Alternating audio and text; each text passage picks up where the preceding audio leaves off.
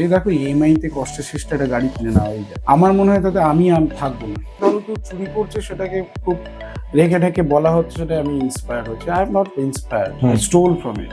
Times আমার অনুরাগ কাশ্যপকে খুবই ভালো লাগে, খুবই ভালো লাগে। ইভেন আমার রামগোপাল ভার্মার প্রথম দিককার কাজ, I am fan of Ramgopal Varma. I will go with Omkara. It fell like death of your child. মুক্তি পেয়েছিল 20 তারিখ, 21 তারিখ শুক্রবার।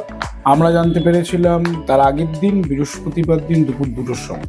ব্যাপারটা একটা আন্দোলন প্রতিবাদের জায়গায় চলে যাচ্ছিল। আমার মনে হয় এই মানুষটা পাশে না দাঁড়ালে এই ছবিটাকে আমরা বাজাতে পারতাম না। এবং একাডেমি অফ ফাইন আর্টসের কোনো টিকিট আমরা এইভাবে আর কাটিনি। হ্যাঁ, কেটেছি কিছু নিজেদের বন্ধু বান্ধব দেখানোর জন্য।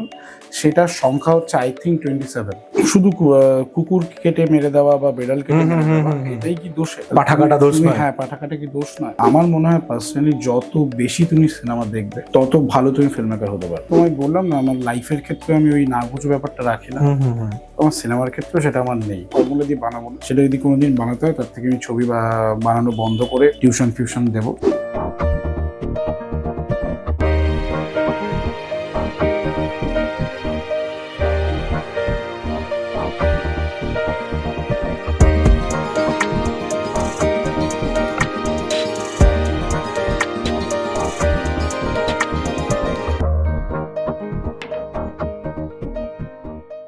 2025-এ ভারতের চলচ্চিত্রতে অনেকগুলো বড় বড় ঘটনা ঘটেছে। না, সালমান বা ঋত্বিক কারোর কামব্যাক হয়নি, কিন্তু মাহাভাতার নার্সিমার মতো একটা অ্যানিমেশন ছবি, সেই ছবিটাকে মানুষ বিপুল আগ্রহের সাথে দেখেছে। অন্যদিকে ভাষার ব্যারিয়ারও ছবি তৈরিতে কোথাও ভেঙেছে। আবার বছর যখন শেষ হয়েছে, তখন ধুরান্ধারের মতন একটা ছবি কন্ট্রোভার্সি এবং বক্স অফিস দুটোই ক্রিয়েট করেছে। অন্যদিকে কর্পোরেট বুকিং এর মতন একটা টার্ম নাকি নিও নর্মাল হয়ে গেছে। পুজোতে বাংলা ছবি বক্স অফিসে চলেনি, কিন্তু এত এত ঘটনার মধ্যেও একটা ঘটনা রয়ে গেছে, সেটা হচ্ছে একটা স্বাধীন বাংলা ছবির মুক্তি। কিছু ফিল্ম স্কুলের স্টুডেন্টরা তারা নিজেদের চেষ্টায় একটা ইন্ডিপেন্ডেন্ট ছবি তৈরি করে, এবং সেই ছবিটা রিলিজের আগেও কিছু ঝামেলা হয়, বাট রিলিজের পরে মানুষ সেটাকে সাদরে গ্রহণ করে। সেই ছবিটা মুক্তি পেতে বহুত লড়াই করতে হয়েছে, এবং এই লড়াইটা জয় করার যে ব্রত নিয়েছিল, সেই জয়ব্রত আজকে আমাদের সাথে।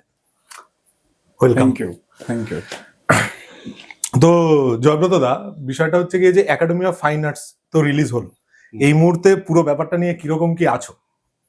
এখন তো বেশ ভালোই আছে। যেটা তুমি বলছিলে যে আমরা সবাই চেয়েছিলাম, শুধু আমরা নয়, দর্শকরাও চেয়েছিল যে ছবিটা রিলিজ হবে, এবং সেটা রিলিজ হয়েছে। তারপরে সেটা অনেকেরই ভালো লেগেছে, কিছু না ভালো লাগেনি, সেটা আলাদা কথা, কিন্তু ম্যাক্সিমাম লোকেরই ভালো লেগেছে, এবং তারা সেটা হল ভরিয়ে দেখতে গেছে। তো এই ব্যাপারটা সত্যি আমাদের কাছে এতটা আমরা ভাবিনি যে হিউমঙ্গাস আমরা এই রেসপন্স পেয়েছি, সেটা আমরা ভাবিনি। আচ্ছা আচ্ছা, তোমার ফিল্মে আসার আগেও তুমি ক্লাস 12 অব্দি তো তুমি কাঁথিতেই বড় হয়েছো। এবার তারপরে তুমি এখানে এলে, এবং এখানে ফার্স্ট ইঞ্জিনিয়ারিং, দেন তুমি ফিল্ম নিয়ে পড়াশোনা করলে। তো এখন ছবি বানাতে গেলে, ছবি লেখার সময়, ছবি ভাবার সময়, ওই কাথিটা তোমার ভেতরে আর কতটা বেঁচে আছে? মানে কাথিটাকে তুমি কিভাবে সাথে নিয়ে চলো? দেখো, আমি যেখানে থেকে বড় হয়েছি, সেটা কাঁথিতেও অনেকটা পার্টে বড় হয়েছি, কলকাতাতে অনেক দিন ধরে আমি এখন আছি। প্রায় 12 পর থেকে আমি কলকাতাতে। অনেক বছর হয়ে গেল। প্রায় 13 বছর হতে চললো।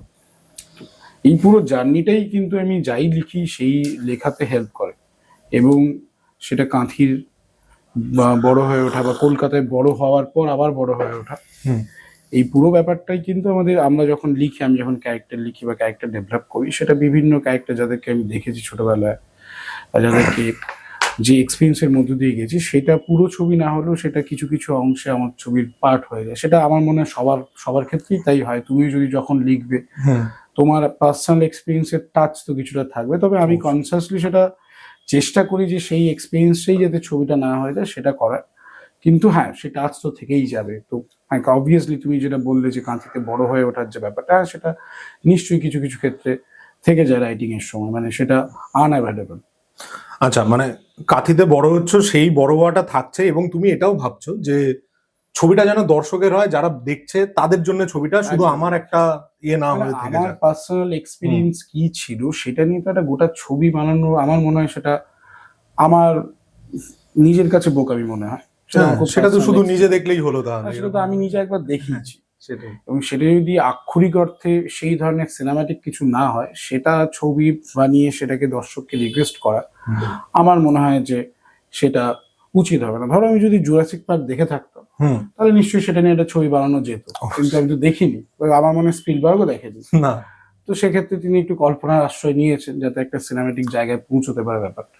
তো এই হচ্ছে তোমার মানে ফিল্মের যে পোকাটা, ফিল্ম বানাবে একদিন, সেটা তো কাঁথিতেই সেটার বীজ বপন হয়ে গেছে একদম। হ্যাঁ, এবার তখন তুমি মানে এই কলকাতা শহর নিয়ে বা ওখানে গিয়ে ছবি বানাবো এই সমস্ত নিয়ে একটা ভাবনা সেরকম কি ছিল? মানে যেরকম ধরো যে আমরা যারা স্মল টাউন বয়েজ আছি আমরা ভাবি একটা বড় শহরের একটা ইমাজিনেশন, তো সেটা কিরকম ছিল? দেখো মানে খুব ছোটবেলা থেকে আমার ইচ্ছে যে আমি ছবি বানাবো, কিন্তু এই বড় শহরে গিয়ে যে ছবি বানাতে হয় বা সেই যে প্রসেসটা সেটা খুবই আনক্লিয়ার ছিল, কারণ তখন এত ইন্টারনেটের অ্যাক্সেস ছিল না আমাদের কাছে। আমরা বোধহয় যখন ক্লাস 8 বা 9 তখন সাইবার ক্যাফেগুলো প্রপারলি খুলতে শুরু করেছে ওইদিকে। তো তারপরে যখন ওই সাইবার ক্যাফেতে আমরা যাই তখন খোঁজাখুঁজির পর দেখতে পেয়ে যে কলকাতায় একটা ইনস্টিটিউট আছে যেখানে পড়ানো হয় ফিল্ম নিয়ে, সেখানে পড়লে ফিল্ম নিয়ে জানা যায় এবং হয়তো তারপরে ছবি বানাতে লোকে দেবে, এরকম একটা ব্যাপার আমি জানতে পারি।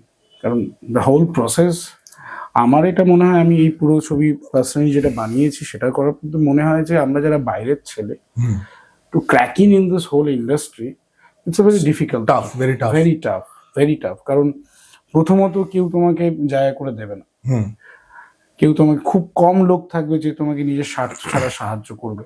আচ্ছা, ঠিক আছে, সেটা আমারও মনে হয়েছে এবং সেক্ষেত্রে আমরা খুব লাকি যে রুদ্রনীল ঘোষের মতো একজন মানুষকে পেয়েছি যিনি মানে কিছু নিজের কথা না ভেবেই সাহায্য করে গেছেন কন্টিনিউ এই প্রজেক্টটাতে।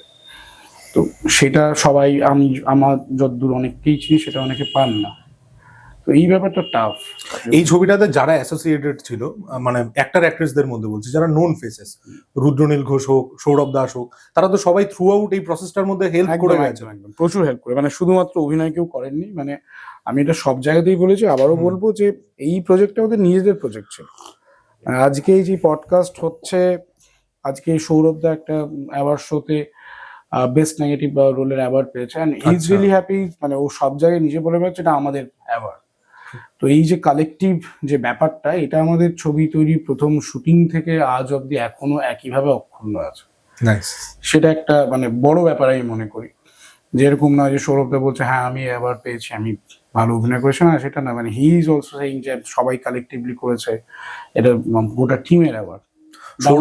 সৌরভ দাস তো এমনি শুনেছি যে মুক্তির জন্য, ছবিটা মুক্তির জন্যও হ্যাঁ অনেকটা লড়াই, প্রচুর ছোটাছুটি করেছে, বাট নেগেটিভ রোলের জন্য অ্যাওয়ার্ড পেয়েছে। কিন্তু এই ছবিতে তো মানে হ্যাঁ পজিটিভ, সবাই তো রিল লাইফ রিলে নেগেটিভ, রিয়েলে পজিটিভ। এক্স্যাক্টলি। এবার আরেকটা জিনিস, আমি রিসেন্ট একটা পডকাস্টে শুনছিলাম যে তুমি মানে ছোটবেলায় স্টার মুভিজ, HBO প্রচুর দেখেছো এবং সেখানে হলিউডের ছবি বা কোরিয়ান ফিল্ম যেগুলো ডাব হয়েছে সেগুলোও দেখেছো, এবং তোমার ছবির মধ্যে হিচকক থেকে শুরু করে ট্যারেন্টিনো, আমাদের মার্টিন স্করসেসি, সবারই হোমাজ আছে। তাদের থেকে ইন্সপিরেশন বলতে বারণ করেছে, তো ইন্সপিরেশন না, চুরি চুরি সেটা আছে। ইন্সপিরেশন আমি দেখো, ইন্সপিরেশন কথাটাই আমি বিশ্বাস করি। তো এটার ক্ষেত্রে তুমি একদম চুরি ছাড়া কাজ নেই। এটা হচ্ছে কি, ধরো কেউ চুরি করছে সেটাকে খুব রেখে ঢেকে বলা হচ্ছে সেটা আমি ইন্সপায়ার্ড হচ্ছে। I am not inspired, I stole from it. বুঝতে পেরেছি।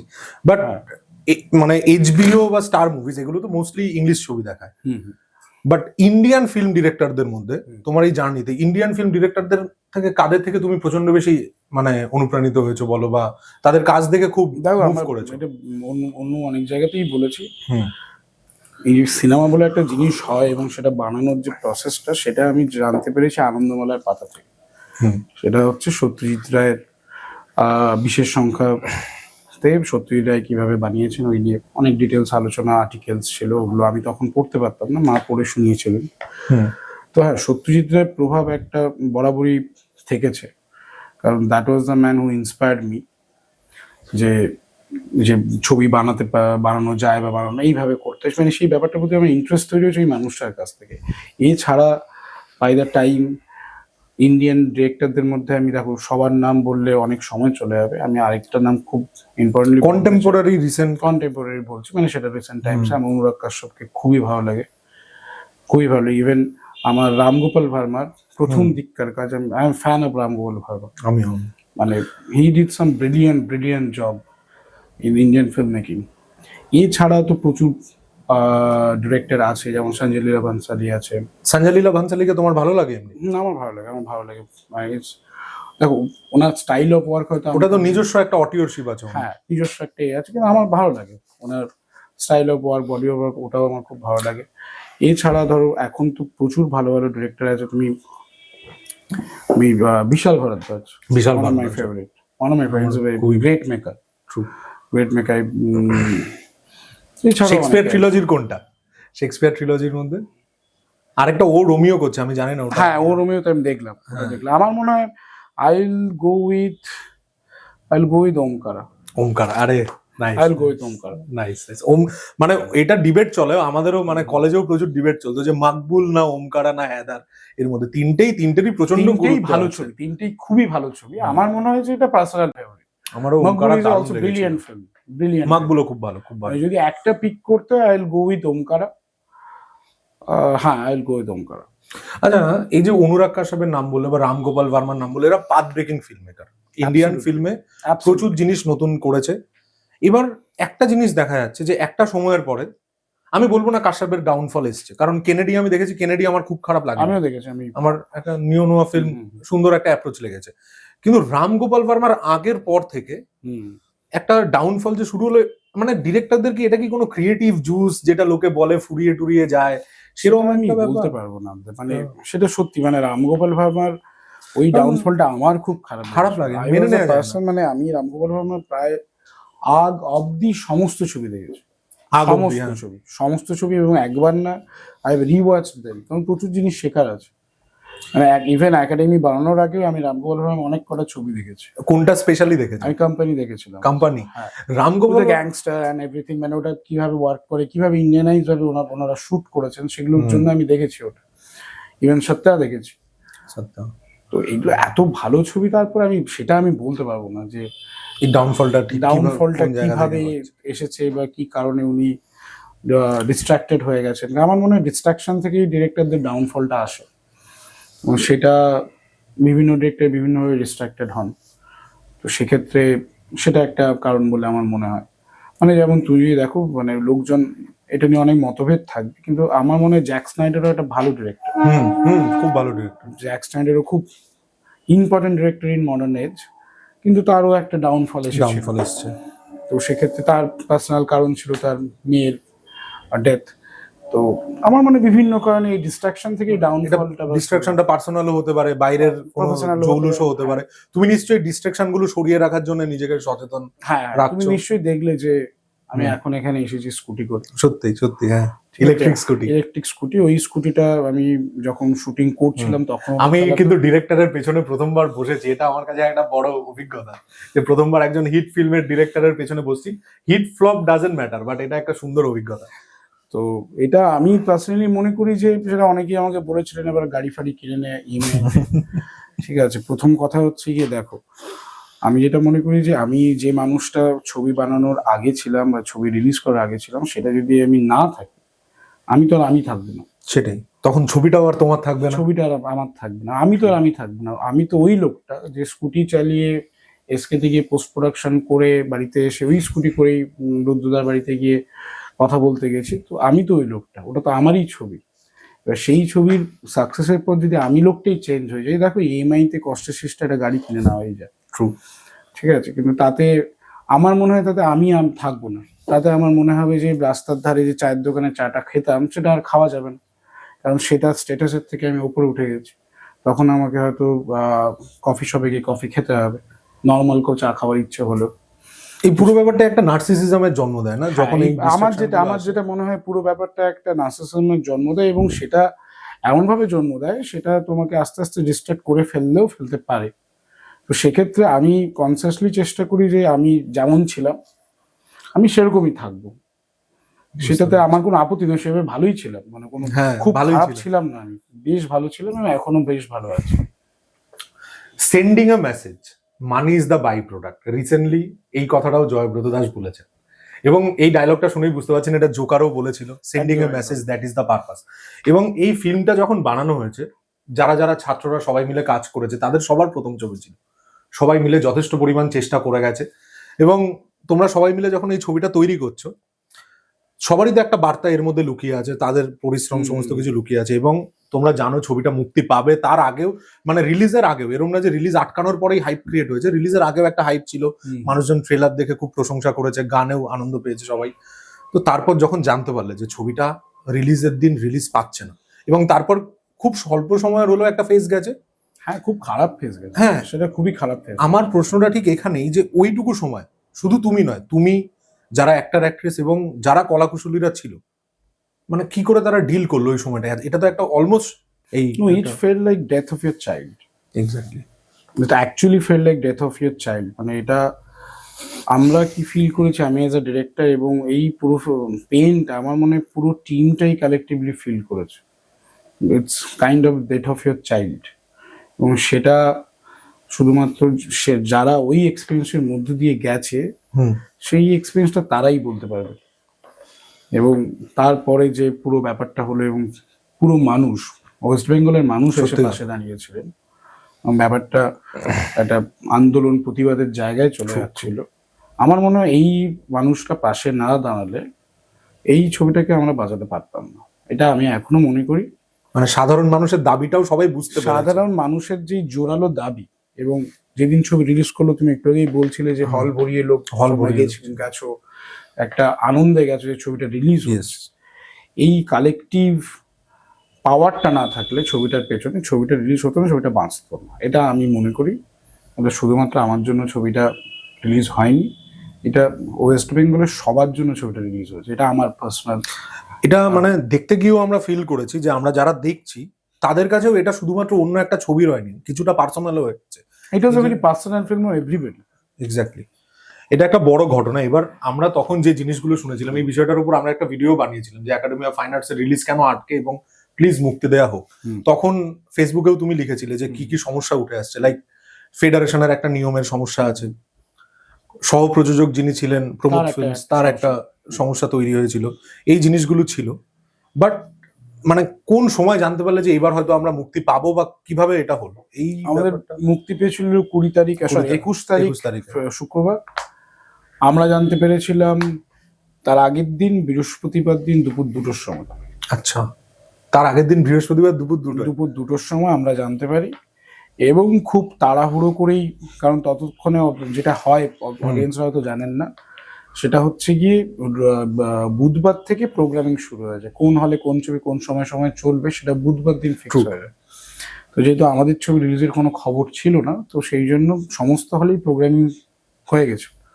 তো বৃহস্পতিবার 2টোয় আসার পর হলে কোনো জায়গায় প্লেসমেন্ট করানো হয়, কষ্টে শেষে আছে, এখানে একটা ঢোকানো এখানে একটা ঢোকানো, এইভাবে ডিস্ট্রিবিউশন প্রসেসটা হয়। এবং আমাদের মনে হয় বুকিং ওপেন হয়েছিল রাত 11টায়। রাত 11টায় বুকিং ওপেন হয়েছিল। একটা মজার ইনসিডেন্ট বলে রাখি, মানে তোমাদের একজন সাউন্ডের ব্যক্তি ছিলেন, ওনার সাথে আমার কথা হয়েছে, খুবই ভালো দাদাটা, প্রসুন্দা। সে মানে প্রিমিয়ারে আমাদের বলেছিল, ঠিক আছে, কিন্তু যখন প্রিমিয়ারে বলেছে ঠিক তার আগের মুহূর্তেই আমরা টিকিটটা কেটেছিলাম।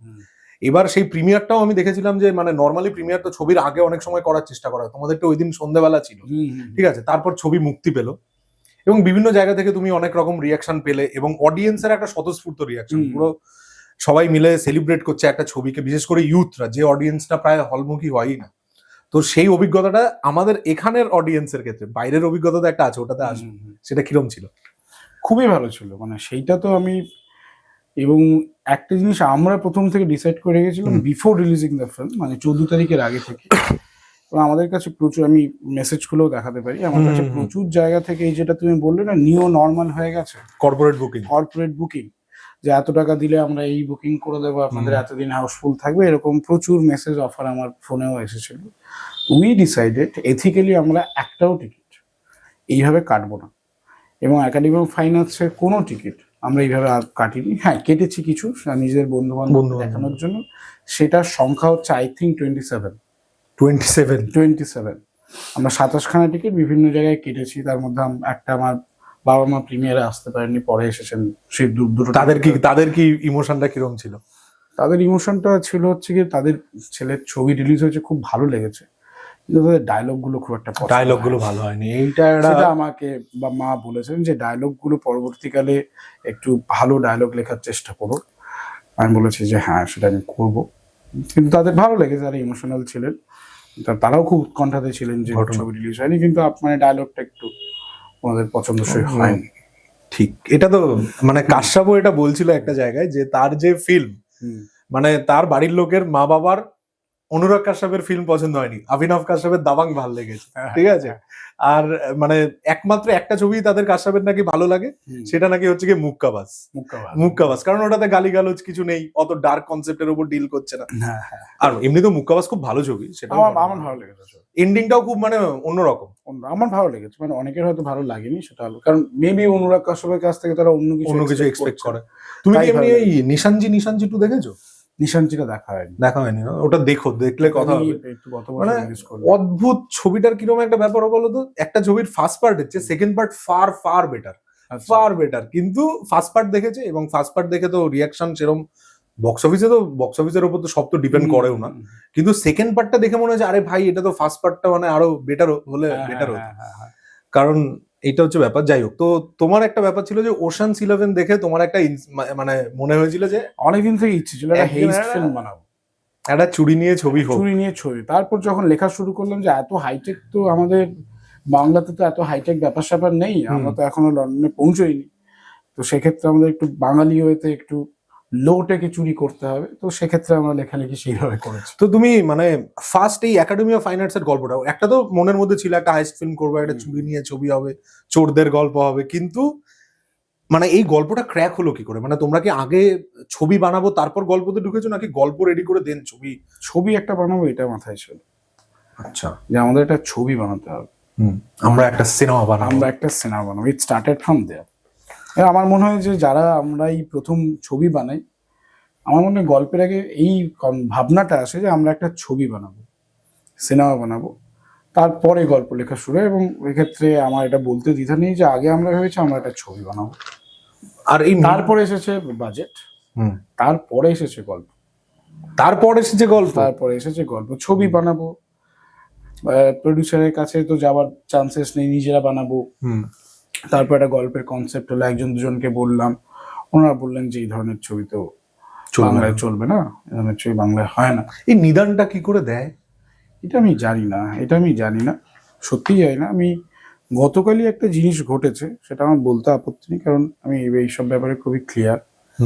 সেটা হচ্ছে গিয়ে আমি একটা ফিমেল লিড অ্যাকশন ফিল্মের চিন্তা ভাবনা করেছিলাম প্রায় 2.5 বছর আগে, এবং সেটাও আমি বিভিন্ন প্রডিউসারকে আমি শুনিয়েছিলাম যে এই ধরনের ছবি করতে পারি, এই করতে পারি, Indian female in action figure, এবং সবাই শুনেই নিদানটা দিয়েছেন যে এই ধরনের ছবি তো চলবে না, এই ধরনের ছবি তো হয় না। আমি ফিমেল লিড অ্যাকশন ফিল্ম এই ধরনের ছবি তো চলবে না।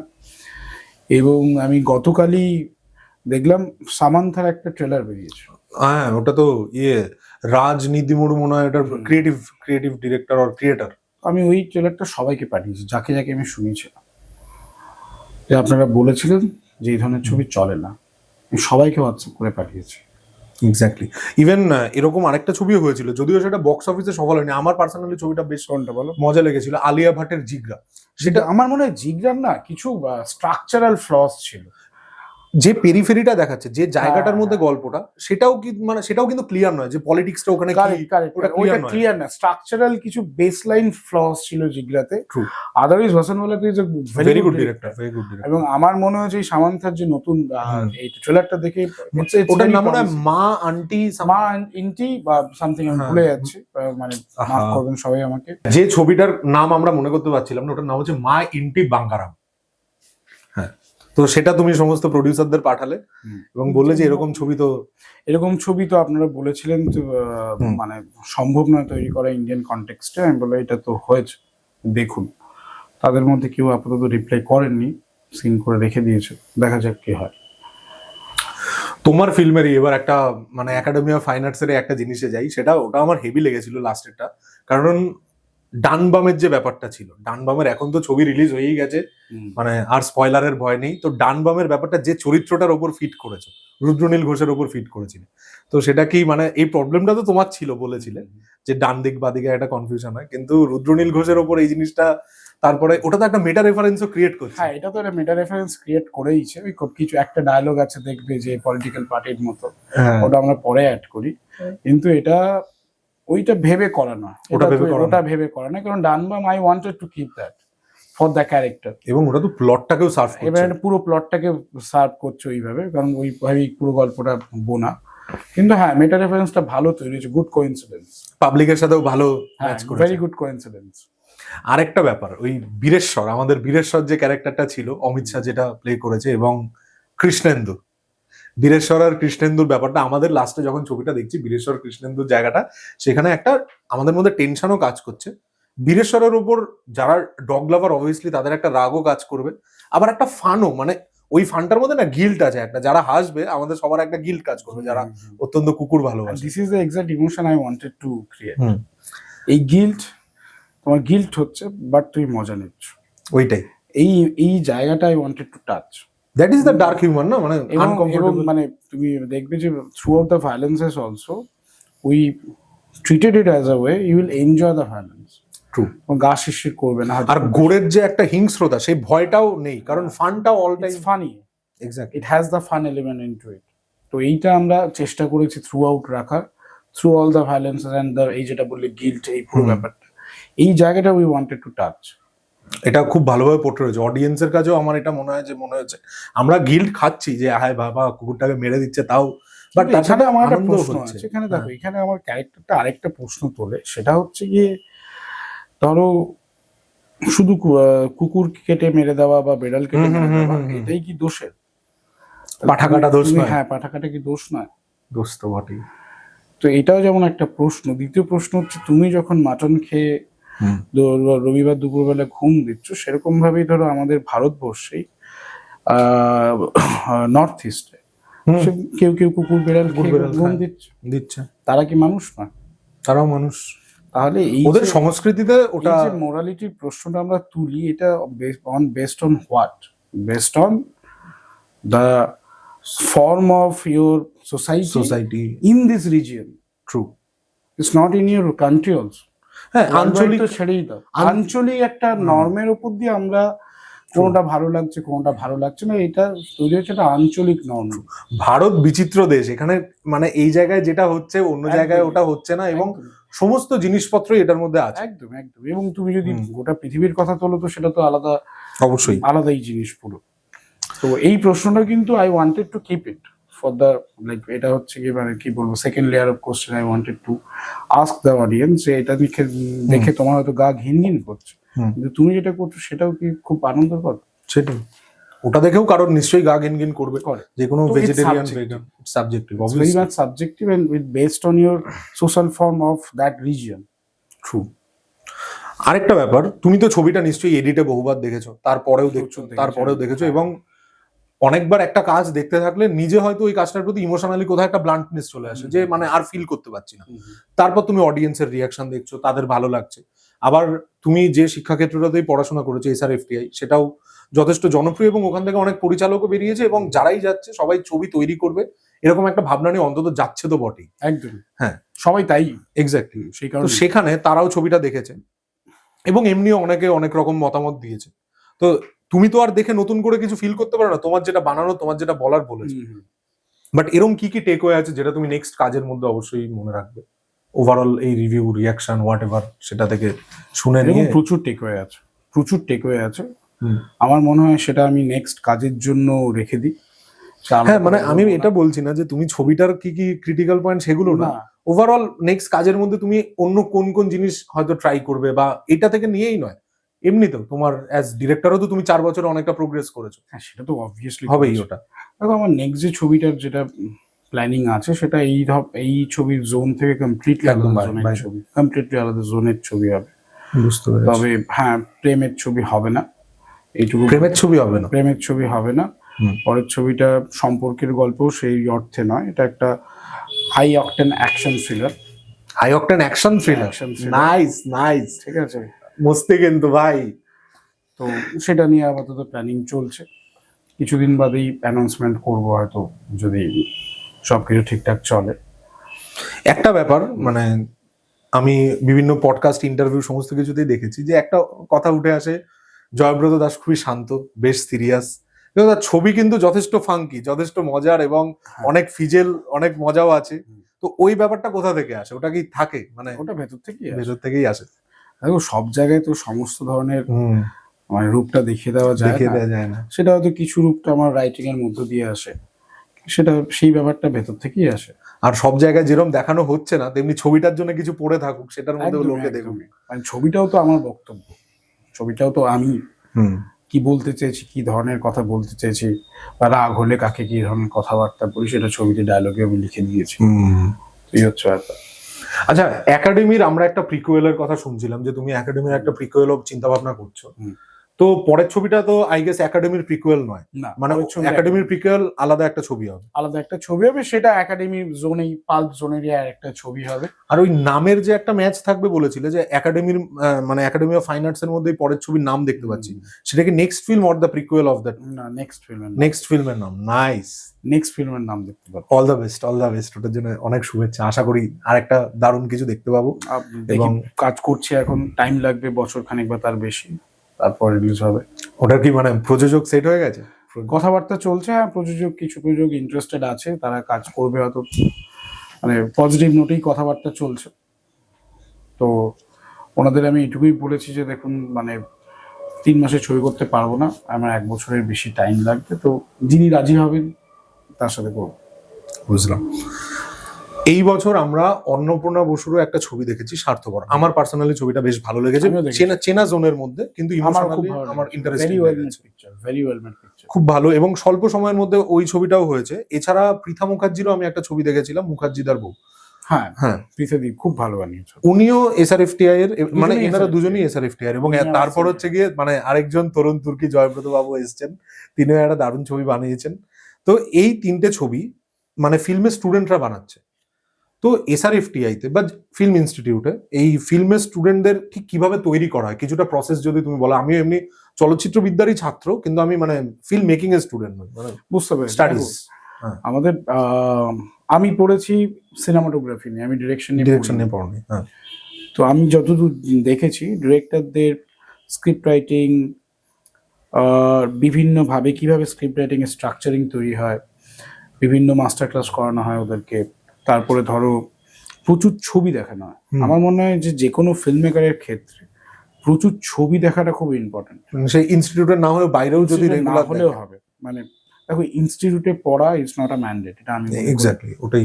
ইনস্টিটিউটে পড়লেই যে ভালো ফিল্ম মেকার হতে পারে, এটা কোনো মানে নেই। না, আমার মনে হয় যে যেটা ইনস্টিটিউট শেখায়, সেটা হচ্ছে কি আমাদের একটা ছবি দেখার, ভালো ছবি দেখার, এবং সেটাকে ক্রিটিক্যালি অ্যানালিসিস করার একটা সুন্দর জায়গা তৈরি করে দেয়। ঠিক। এবং সেক্ষেত্রে আমাদের টিচাররা, প্রফেসররা থাকে, তারা হেল্প করেন to navigate through the pictures we are going through. এবং আমার মনে হয় এখন আজকের যুগে এর অনেকাংশই তুমি ইউটিউবে পেয়ে যাবে, to understand different parts of a film, the psychology of a film. তো সেক্ষেত্রে যারা ইনস্টিটিউটের নয়, তাদের জন্য আমি বলবো যে ওয়াচ আ ফিল্ম, ইউটিউবে যাও, অ্যানালিসিস দেখো, সিনেমাটা সম্বন্ধে জানো। কারণ আমার মনে হয় পার্সোনালি, যত বেশি তুমি সিনেমা দেখবে, তত ভালো তুমি ফিল্ম মেকার হতে পারো। বই পড়ে আমার মনে হয় যে ফিল্ম মেকার হওয়া খুবই কঠিন। এবং আমার যেটা মনে হয়, যাদের কথা বললে, যে সিনিয়রদের কথা বললে, তারাও একই প্রসেসই ফলো করে। তারাও প্রচুর সিনেমা দেখেছে থ্রু দেয়ার স্টুডেন্ট লাইফ। তারা ওখান থেকে দেখে নিজেরা কি ধরনের গল্প বলতে চান সেটা ডিসাইড করেছেন। কারণ প্রত্যেকটা ডিরেক্টর একটা কমফোর্ট জোন, ঠিক আছে। যেমন ধরো আজকে যদি তুমি বলো যে একটা প্রেমের ছবি বানাও আমাকে, এটা খুব বাজে একটা ছবি হবে, ঠিক আছে, খুব বাজে একটা ছবি হবে, এবং হলে হয়তো একদিনও থাকবে না। আচ্ছা, ঠিক আছে। এটা এরকম কেন? মানে তোমার ওই ফিল্ম হতেই পারে। তোমার এমনি প্রেমের ছবি তো ভালো তো নিশ্চয়ই লাগে। আমি তো প্রচুর ছবি দেখেছি, আমি শাহরুখ খানের বিশাল বড় ফ্যান, সেটা আলাদা কথা। কিন্তু বক্তব্য হচ্ছে অ্যাজ আ মেকার আমি হয়তো ওই কাজটা ভালো করতে পারবো না, ওটাতে কনভিকশনটা কম, ওটা আমার কনভিকশন কম। মেবি আমি বিরিয়ানিটা ভালো বানাই, কিন্তু পোলাওটা ভালো পারি না, এটা হতেই পারে। তো সেক্ষেত্রে আমার মনে হয় যে মানে তারা সেটা ভেবেছেন যে আমি এই ধরনের একটা গল্প বলবো, এবং তারা সেক্ষেত্রে যেটা তাদের সাকসেস, তোমার ভালো লেগেছে স্বার্থপর, এবং তারা সেইভাবে সেই জায়গায় সাকসেসফুল হয়েছে। আমার মনে হয় যে যেটা বানাতে চাইছে সেটা এক্স্যাক্টলি ঠিক করে বানিয়েছে। একদমই একদম। আমার স্বার্থপর দেখি স্বার্থপর অসাধারণ লেগেছে, হ্যাঁ। আমার খুবই ভালো লেগেছে। চেনা গল্প, চেনা গল্প, কিন্তু খুব ওয়েল মেড গল্প। আর যখন সম্পর্কের গল্পতে মানে নিজেদের কখনো একাত্ম করতে পারি সেটা আরো বেশি মনে হয় সাকসেস একদমই পেয়ে যায়। আমার স্বার্থপর হ্যাঁ। সেই জন্যই সাকসেসফুল Exactly. হয়েছে, because it's connected to the audience. True. এবং জোর করে নয়, সেটা জোর করে নয়। এবং যে সিনেম্যাটিক টেকনিকগুলো আমাদের বাংলা ছবি থেকে হারিয়ে গেছে, সেই সমস্ত সিনেম্যাটিক টেকনিক কিন্তু স্বার্থপরে আছে। আছে, ট্রু। একটা ব্যাপার যে ফিল্ম ইনস্টিটিউটে ঢোকার আগে তুমি হলিউডের কাজ দেখেছো, কোরিয়ান ফিল্ম দেখেছো, ফিল্ম ইনস্টিটিউটে ঢোকার পরে কোন কোন ডিরেক্টরের ছবি তুমি প্রথমবার দেখলে যেগুলো মানে খুবই অন্যরকম লেগেছে? এখানে আমি একটা খালি জিনিস বলি, মানে আমার যেমন মানে চলচ্চিত্রবিদ্যা পড়ার আগে দুজন ডিরেক্টর ইন্ডিয়ান ছবির ক্ষেত্রে দুজন আমি দেখিনি আগে, এবং তারপর থেকে ওই দুজনের আমি জেনুইন খুবই ভক্ত হয়েছিলাম। একজন হচ্ছে গুরুদাত, অ্যাবসলিউটলি, আমিও এই নামটা হ্যাঁ। বলতে যাচ্ছিলাম, গুরুদাত। গুরুদাত, আরেকজন হচ্ছে কি ঋত্বিক ঘটক। ঘটকের আমি ছবি দেখেছি, বাড়ি থেকে পালিয়ে আগে দেখেছিলাম। আমিও খুব কম দেখেছিলাম, একটা ছবি দেখেছিলাম ইনস্টিটিউটে ঢুকে। আমি আরো মানে এদের দুজনের সবকটা ছবি আমার মানে এখনো দেখো এখানে কাগজকে ফুল রাখা, ঠিক আছে, খুব ভালো ছবি, আমার অসাধারণ ব্রিলিয়ান্ট লেগেছিল। পিকচার। কাগজকে ফুল, কাগজকে ফুল, Brilliant পেয়াসা, দারুণ। brilliant, তো brilliant. তোমার মানে কোন মানে ইন্ডিয়ান হতে হবে এরকম ব্যাপার নেই, তোমার কোন ডিরেক্টর? প্রচুর ডিরেক্টর। দেখো, আমি তো একটা মফস্বল থেকে আসা ছেলে। হুম। আমার কাছে সিনেমার অ্যাক্সেস ছিল হচ্ছে এইচবিও আর স্টার মুভিজ, আর হচ্ছে পাইরেটেড সিরিজ। স্টার গোল্ড দেখতে না? Set max?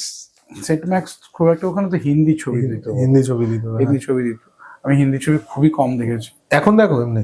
এখন এখন সবই দেখি, মানে ছোটবেলায় কম দেখতাম। এবার সেক্ষেত্রে যেগুলো পপুলার হলিউড ছবি বা পপুলার কোরিয়ান ছবি, বা যেগুলোর নাম মুখে মুখে ফিরছে, যেগুলো ইজিলি অ্যাভেলেবল, সেগুলোই আমি দেখেছি। বুঝতে পেরেছি। ঠিক আছে, তো বাকি আন্ড্রেই টার্কভস্কি থেকে শুরু করে কিজলস্কি, হুম, ইভেন সত্যজিৎ রায় 2, যেটা আমি শর্ট ফিল্মটা, শর্ট ফিল্মটা, যেটা আমি বাইরে কোনোদিন দেখিনি। তো এখান থেকে শুরু করে প্রচুর ছবি, যে ছবিগুলো ধরো সহজে তাদের নামগুলি আমি জানতাম না, সেই সমস্ত ছবি আমি দেখতে পেয়েছি। লাজিতে বলে একটা ছবি দেখেছো? লাজিতে জাস্ট স্টিল ইমেজ দিয়ে ছবিটা। হ্যাঁ হ্যাঁ, কার বলো ছবিটা ডিরেক্টর? ডিরেক্টরের নামটা আমি এই মুহূর্তে ভুলে গেছি। Chris marker. ক্রিস মার্কার আমার মনে হয় দেখেছি। খুব অন্যরকম, মানে আমি ভাবতেই আই থিঙ্ক গোদারের লাস্ট ফিল্ম যেটা সমস্ত ফুটেজ দিয়ে বানানো, ওটাও ইমেজ বুক। ইমেজ বুক ভেরি ইন্টারেস্টিং, আমি দেখেছি ছবিটা। তো এই গোদারের ছবি, ধরো গোদার নামটা আমি জানতাম না। Before coming into film school আমি গোদারের নাম জানতাম না। এটা আমার মানে এখন বলতে কোনো দ্বিধা নেই, আমি সারা জীবনে সেটা আমি জানতাম না। তারপর ধরো French new wave, Italian new realism, এই যে সিনেমা মুভমেন্ট গুলো, তাদের যে ইম্পর্টেন্ট ইরানিয়ান ফিল্মস, এই যে ইম্পর্টেন্ট সিনেমা মুভমেন্ট, এত ভালো ভালো ছবি, এই সমস্ত ছবি অ্যাক্সেস কিন্তু আমার কাছে এসেছে থ্রু দ্য ফিল্ম স্কুল। কারণ আমার কাছে ওইটুকুই অ্যাক্সেস ছিল। আমি মেনলি হলিউড মুভিজ, যেটা হলিউড মুভিজ, ব্লকবাস্টার মুভিজ, ওগুলো দেখেই বড় হয়েছে। বুঝতে পেরেছি।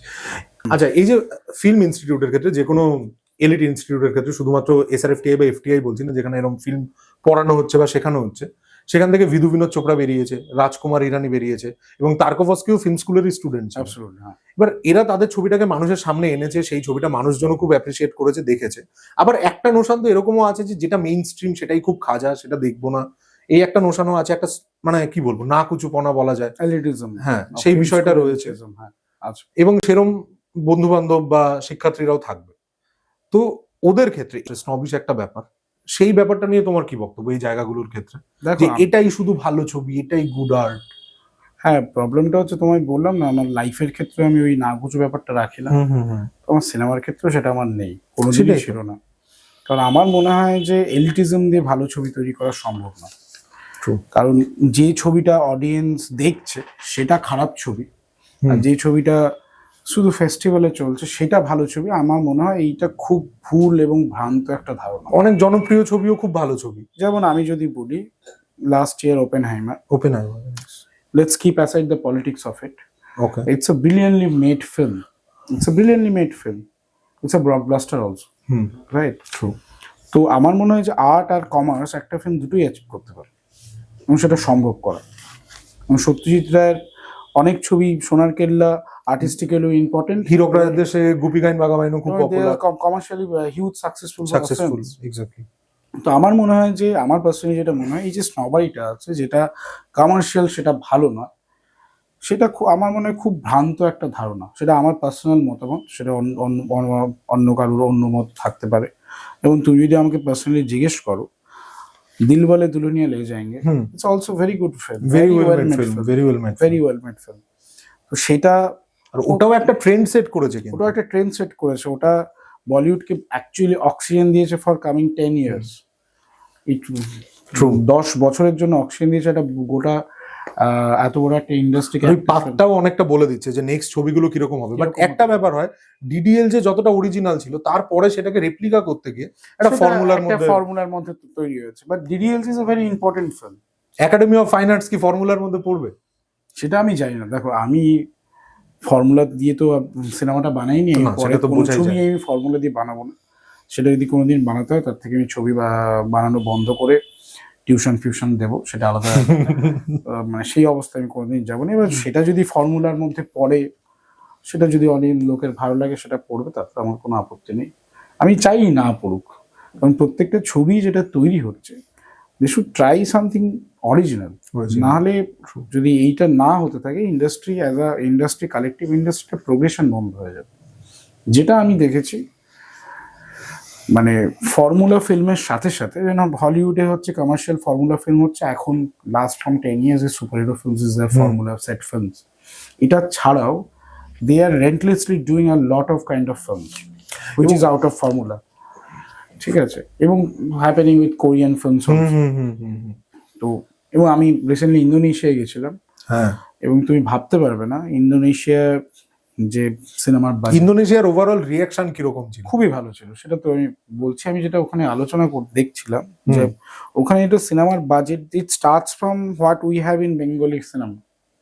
ওই রকম বাজেট দিয়ে ওদের স্টার্টিং সিনেমার বাজেট হয়, that go up to maybe 30-50 CR or something. It's not that big. Okay. But in that budget, they're doing crazy things. Indonesia তো, and they're doing crazy things.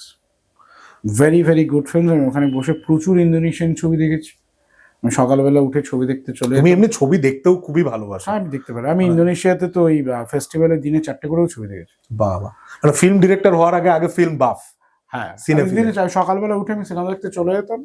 সেটা অনেক সময় লাঞ্চও মিস হয়েছে আমার, সিনেমা দেখছিলাম। এবং আমি দেখে অবাক হয়ে গেছি যে ছোট বাজেট থেকে বড় budget, they are doing brilliant things, এবং they are trying to break the patterns, which is very important. ওই সিনেমা ফেস্টিভ্যালে বেশ কিছু কমার্শিয়াল ফিল্মও ছিল, যেগুলো পরে রিলিজ হবে। ওই কমার্শিয়াল ফিল্ম দেখে তো আমি জাস্ট উড়ে গেছি। ওদের কমার্শিয়াল ফিল্ম, ওটার ধারাও একদম টোটালি ডিফারেন্ট। একদম উড়ে গেছি। আমিও যখন কোনো বাইরের ছবি প্রথম দেখি না, কিছু কিছু ছবি এত দারুণ লাগে, যেমন তাইওয়ানের ছবি অসাধারণ লেগেছে, অসাধারণ লেগেছিল। মানে ইরানের ছবি প্রথম যখন দেখেছি, ইরান তো দারুণ দারুণ দারুণ কিছু ছবি বানায়। কিন্তু ইরান তাইওয়ান বাদেও একদম ঘরে ফিরে আসবো এবার। হ্যাঁ, ঘরে। সৃজিত মুখার্জি এই ছবিটা রিলিজের সময় নানাভাবে সাহায্য করেছে, এবং আমরা মোটামুটি পডকাস্টে একটা জিনিস ঘুরে ফিরে দেখছি, চতুষ্কোণ কোনো না কোনো ভাবে ঘুরে আসছে। ঠিক আছে, জয়ব্রত তার নামও কিন্তু জয়ব্রত, যে নামটা চতুষ্কোণে শুনেছিলেন।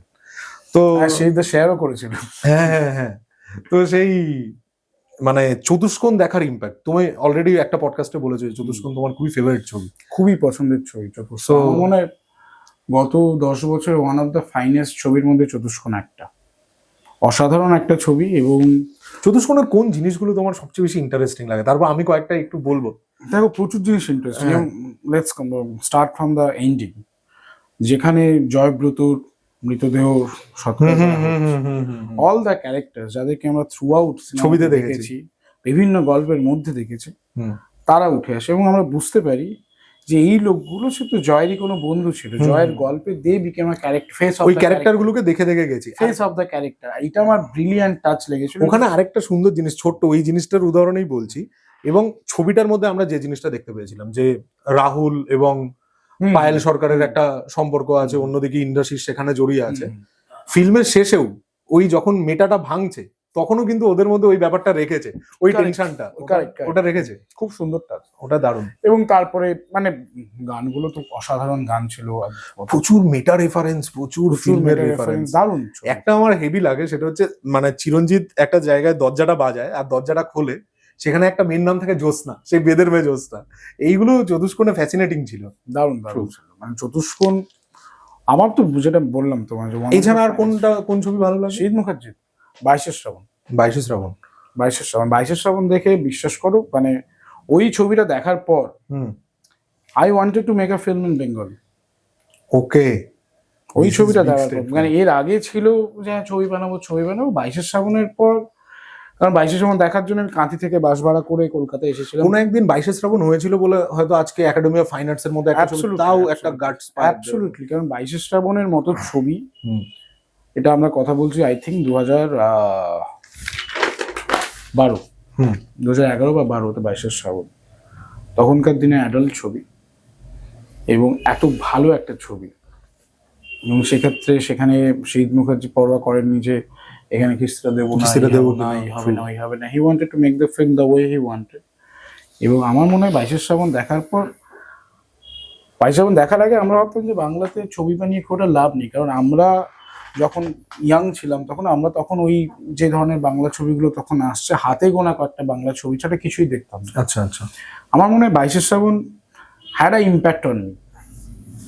তুই যদি বলো চতুষ্কোণ আর 22 শ্রাবণের মধ্যে কোনটা favourite, I will say 22 Shraban. ও, Chotushkon is a very better film, but 22 Shraban is my favourite film. বুঝতে পেরেছি। এটা তো ঘটনা, বুঝতে পারেন, মানে it had a impact on me. আচ্ছা, এই একাডেমি অফ ফাইন আর্টস এর সাকসেস, আমার মনে আছে 22 শ্রাবণ আমি একবার দেখার পর, আমি কলকাতায় এসে একবার দেখেছি, তার 3-4 সপ্তাহ বাদে কাঁথিতে রিলিজ হয়েছে। সেখানে আমি ফেজে লোককে নিয়ে গিয়ে দেখিয়েছি, ফেজে নিয়ে গিয়েছি। দারুণ। আরেকটা ব্যাপার যে এই একাডেমি অফ ফাইন আর্টস এর সাকসেস একটা জিনিস তো বোঝালো যে মানুষ ভালো ছবি দেখতে চায়, মানুষ অন্যরকম ছবি, নতুন টেস্ট তো নিতেই চায়। তো অডিয়েন্স এখানে বোকা না চালাক, এই প্রশ্নটা আমার থাকবে একটা জিনিস, যে ধরো এই বছর super boys of Malegaon release করলো, হোমবাউন্ডও রিলিজ করলো, দুটো ছবি খুব ভালো, সেই ছবিগুলো কিন্তু মানুষ খুব একটা দেখতে গেল না। তো এখন কি মানে অডিয়েন্সকে হলে টানতে গেলে মানে কন্টেন্টের সাথে কিছু কন্ট্রোভার্সি, কিছু ঝামেলা, একটা হাইপ পয়েন্ট তৈরি হওয়াটা কি বাঞ্ছনীয় হয়ে গেছে? দেখো, আমার একটা জিনিস মনে হয় যে আমরা, এটা আমার মানে এটা আগে মনে হতো না, এখন মনে হয়, সেটা হচ্ছে গিয়ে আমাদের ইন্ডিয়ান অডিয়েন্স, তারা কিন্তু প্রত্যেকেই আর বোকা নেই, কেউ বোকা নেই। ছবি তো সব তারা সমস্ত ছবি দেখছে, কিন্তু তারা যখন দিনের শেষে বা কোনো একদিন প্ল্যান করে হলে গিয়ে টাকা খরচা করে কোনো ছবি দেখতে যাচ্ছেন, তারা একটা সবকিছু ভালো ছবির সাথে একটা এন্টারটেনমেন্ট আশা করছেন। বুঝতে পেরেছি। সেটা আমার মনে হয়, কারণ হচ্ছে গিয়ে এখন আমাদের দেশের যা অবস্থা, যা স্ট্রেস মানুষদের নিতে হয়, যেভাবে সারাদিন চলে, সেখান থেকে ছবি, সিনেমা দেখা বড় পর্দায় is escape route for like most of them, I think 90% of them. এবং they want some kind of entertainment out of it. এবং সেক্ষেত্রে আমার সেই জন্যই মনে হয় যে হোমবাউন্ডের মতো ছবি বেশি দর্শক টানতে পারে। সেটার কারণ হচ্ছে কি, মেবি সেখানে যারা আমাদের মতো খুব ছবি দেখতে ভালোবাসে তারা গিয়ে ছবিটা দেখেছে, কারণ আমাদের ওখান থেকে কিছু নেওয়ার আছে।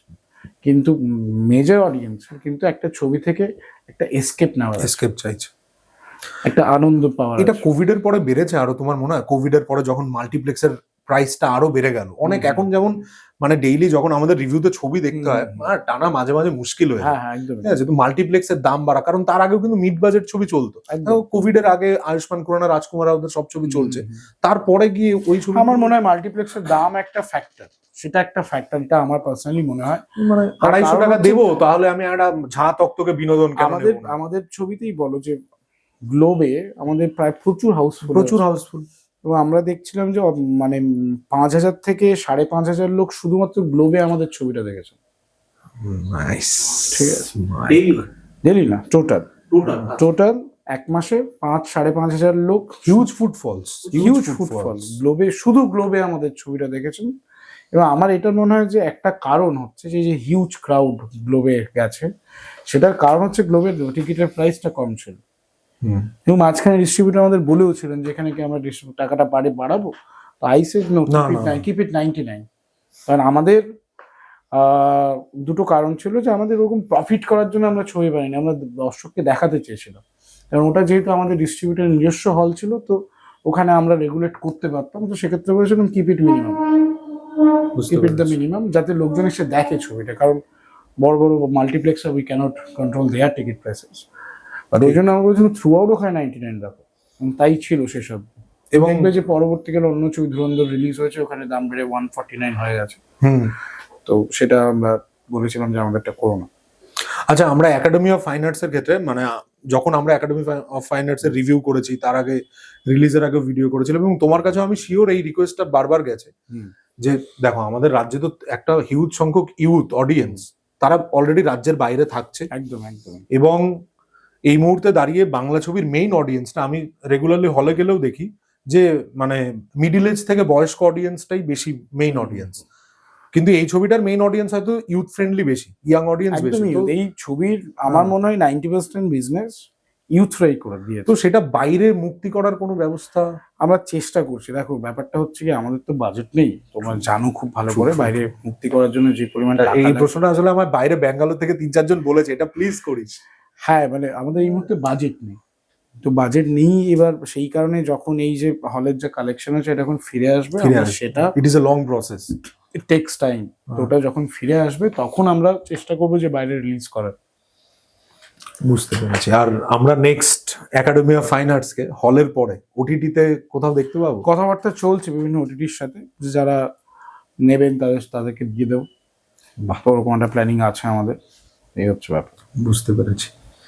যাই হোক, মোটামুটি আমাদের এই সমস্ত প্রশ্ন ছিল, আরো অনেক কথাও বাকি রয়ে গেল, আরো বাইরের ডিরেক্টরদের নিয়ে কথাবার্তা হলো না, ট্যারেন্টিনোর ছবি নিয়ে। ট্যারেন্টিনোর এমনি কোন ছবিটা তোমার সবচেয়ে বেশি ফেভারিট? জ্যাঙ্গো আনচার্ড। নাইস, এটা তো অনেকেরই ফেভারিট, কিন্তু জ্যাঙ্গো না, এটাও ফেভারিট অ্যাকচুয়ালি। কোনটা ছেড়ে কোনটা বলি, inglorious Basterds. Once upon a time in Hollywood তো ফেভারিট না? না, ওটা একটু নিচে থাকবে, একটু নিচে থাকবে। It's a very good film, but আমি একটু নিচে রাখবো। আচ্ছা, ট্যারেন্টিনো যে 10টা ছবির কথা বলেছিল, মানে এটা করে নিজেই অনেকটা নিজের বক্তব্যে ফেসে গেল না? এবার তো আমরাও আর ছবি দেখতে পারবো না ট্যারেন্টিনোর, একটা মনে হয় একটা আসবে, কারণ ওই যে দুটো ছিল, এটা হ্যাঁ, কিল বিল 2। না কিল বিল না, there was two films, low budget film, that was a direct to home video. দুটো ফিল্ম ছিল, একটা ছিল বোধহয় Death Race or something like that, নামটা ভুলে যাচ্ছি। গ্রিন হাউসের দুটো কালেকশন ছিল যেটা ডিভিডিতে রিলিজ হয়েছিল। তো ওই দুটোকে একটা ধরেছে ট্যারেন্টিনো। তো there is one more left, তো সেটার জন্য ওয়েট করি। এটা অনেকটা নিজের কথায় ফাঁসা হয়ে গেল না? নইলে আরো ছবি অন্তত অডিয়েন্সদের জন্য, আমাদের জন্য তো খুবই ভালো। একদম একদম একদম। যাই হোক, মোটামুটি এইটুকুই আমাদের আজকের মতো প্রশ্ন ছিল। আগামী দিনে আশা করি তোমায় আরেকবার পাবো, এবং জয়ব্রতদার আরো একটা ছবি রিলিজ করবে, আরো সময় লাগবে সেটা মুক্তি পেতে। 2027 অপেক্ষায় আমরা সব বাংলা ছবির অডিয়েন্সরা থাকবো। দেখা যাক সেই ছবি কিরকম হয়, এবং আবার আমাদের লড়তে হলে আবার লড়বো, ঠিক আছে? তো এই হচ্ছে ব্যাপার, তুমি যেন লড়ার আরো শক্তি পাও, কারণ সিনেমা তো ফাইট লড়ে যেতেই হবে। একদম। তো এইটাই, তোমার কিরকম লাগলো অভিজ্ঞতা ওভারঅল কোথায় পডকাস্টার? খুব ভালো লেগেছে। তো মানে তোমাদের পুরো আতিথেয়তা, পুরো পডকাস্টের question was very nice question, well drafted questions. Thank you. তোমার পরের ছবির জন্য all the best. Thank you so much. Thank you. ঠিক আছে, এইটুকুই ছিল। বাকি আপনাদের এই ভিডিওটা ভালো লাগলে, পডকাস্টটা ভালো লাগলে আমাদের চ্যানেলটাকে লাইক করবেন, শেয়ার করবেন, এবং সাবস্ক্রাইব করতে ভুলবেন না। আর এটা শুধু আমি বলবো না, এখন একটু জয়ব্রতদাও বলে দেন। প্লিজ ওদের চ্যানেলটা আপনারা সাবস্ক্রাইব করুন, লাইক করুন এবং শেয়ার করুন। নতুন ছেলেরা সবাই কাজ করছে, প্লিজ সাপোর্ট দেন। ধন্যবাদ।